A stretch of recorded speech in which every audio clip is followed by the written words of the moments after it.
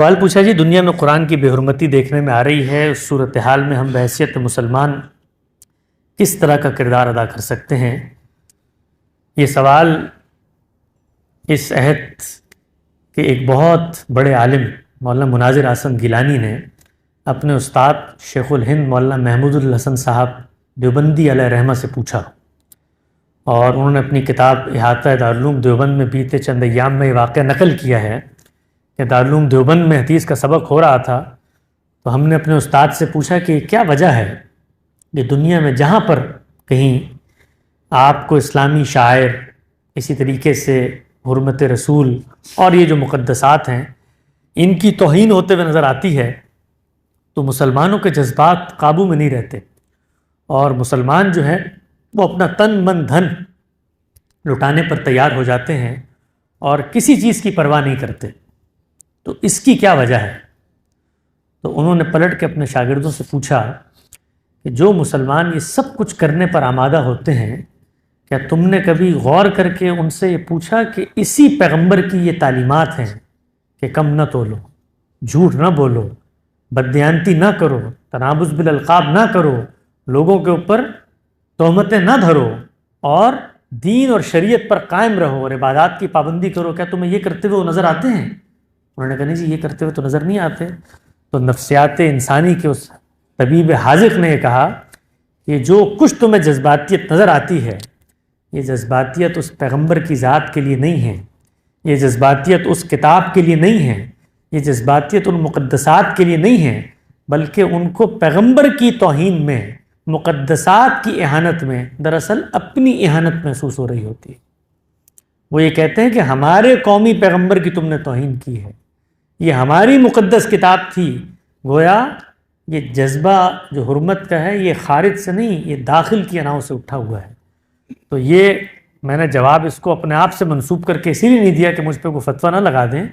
دارالعلوم دیوبند کے شیخ الحدیث تھے، انہوں نے اس حقیقت کو آشکار کیا۔ تو یہ جو کچھ اس وقت دنیا میں ہو رہا ہے کتنے لوگ کرتے ہیں؟ ذرا فہرست بنا کے مجھے بتائیں۔ مجھے ایک صاحب نے بتایا، نیو یارک کے اندر وہ ایک بہت بڑے انگریزی جریدے کے ایڈیٹر ہیں، کہ جس رسالے نے ڈنمارک کے اندر پیغمبر اسلام کے چند کارٹون بنا کر پیش کیے تھے، اس کی اشاعت کل ملا کر 250 تھی اس وقت وہ پیش کیے گئے تھے۔ اور ہم مسلمانوں کی شنیع قسمت کہ ان کارٹونوں کو اٹھا کر اسلام آباد کی گلیوں میں اس ملک سے وابستہ اگر کوئی ٹیلی فون کمپنی تھی اس کے بورڈوں کو بھی جلا کر آج اس جریدے کی دنیا میں اشاعت ملینز کے اندر۔ قرآن مجید ہمیں یہ کہتا ہے کہ جب اس طریقے کے بیوقوف دنیا میں آ جائیں تو ان سے صرف نظر کرو۔ جب ہم صرف نظر نہیں کرتے اور اس کو ایشو بناتے ہیں تو اس کے نتیجے میں رد عمل کی ایک فضا پیدا ہوتی ہے، اور وہ فضا پھر مقابلے کی نفسیات میں ڈھلتی ہے، اور اس کے بعد ہم بندوق کے زور پر، طاقت کے زور پر اپنی مقدس کتابوں کی احترام کروانا چاہتے ہیں۔ دنیا میں اس سے زیادہ کمزور کوئی جذبہ نہیں ہے کہ آپ طاقت کے بل پر اپنے کسی رشتے کی عزت کرائیں۔ یہ معاملہ ساس بہو سے نہیں کروا سکتے، اور ہم جو ہیں پوری دنیا سے اپنے مقدس مذہبی شاعر کا احترام طاقت کے بل پہ کروانا چاہتے ہیں۔ اور طاقت کا عالم یہ ہے کہ پچھلے 1.5 سال سے پوری دنیا میں کشکول لے کے پھر رہے ہیں کہ $1 ارب دے دو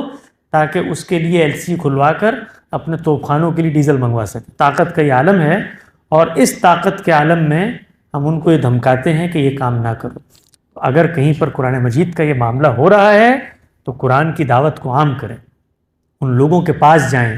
ان کو گلے سے لگائیں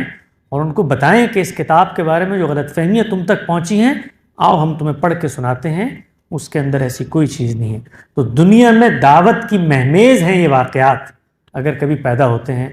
اور ہم لوگ اتنے بدقسمت ہیں کہ ہم اس کے مقابلے میں صورتحال تو یہاں تک پہنچ گئی کہ ان کی مقدسات کو جلانے پر آگے ہیں۔ ابھی ہمارے ملک کے اندر جو جڑاوالا کا سانحہ ہوا،